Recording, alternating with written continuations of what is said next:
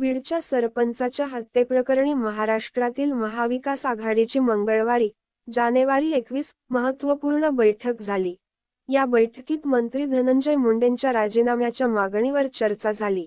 या चर्चेत मंत्री धनंजय मुंडे आणि वाल्मिक कराड यांच्यातील संबंधांवर भर देण्यात आला. धनंजय मुंडे आणि वाल्मिक कराड हे एकमेकांच्या जवळचे मानले जातात. सरपंच संतोष देशमुख यांच्या हत्येनंतर दोघांच्या भूमिकेवर प्रश्न उपस्थित केले जात आहेत.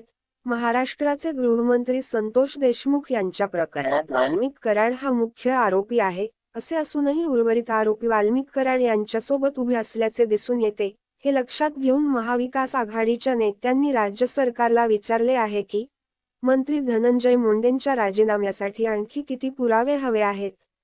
या बैठकीला काँग्रेसचे नेते नाना पटोले, राष्ट्रवादी काँग्रेसचे जयंत पाटील, जितेंद्र आव्हाड, शिवसेना नेते सुनील प्रभू, अनिल परब उपस्थित होते.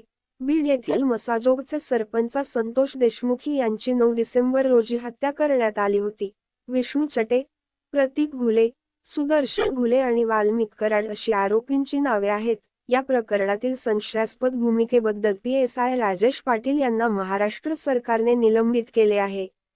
आता समोर आलेल्या व्हिडिओमध्ये आरोपी लोक एकत्र दिसत आहेत. यापूर्वी 29 नोव्हेंबरला वाल्मिक कराड एका कार्यालयात गेले होते. त्यावेळी प्रतीक घुले, सुदर्शन घुले आणि त्यांचे मित्र, ज्यांनी वाल्मिक कराडसह संतोष देशमुख यांची निर्घृणपणे हत्या केली होती, ते एकत्र दिसतात. निलंबित PSI राजेश पाटील हे देखील वाल्मिक कराड यांना भेटताना CCTV फुटेजमध्ये दिसत आहेत. खंडणी मागणीवर चर्चा. यापूर्वी PSI राजेश पाटील आणि विष्णू चटे यांच्या हॉटेलमध्ये झालेल्या भेटीचा व्हिडिओ समोर आला होता. या व्हिडिओमुळे धनंजय मुंडेंच्या समस्या वाढल्या आहेत. हे प्रकरण खंडणी मागण्याशी संबंधित असल्याचे सांगितले जाते. महाराष्ट्रातील बीड जिल्ह्यात एका सरपंचाच्या हत्येवरून मराठा आणि OBC नेत्यांमधील राजकीय संघर्ष टोकाला पोहोचला आहे. याबाबत स्थानिक भाजप नेते बोलत आहेत.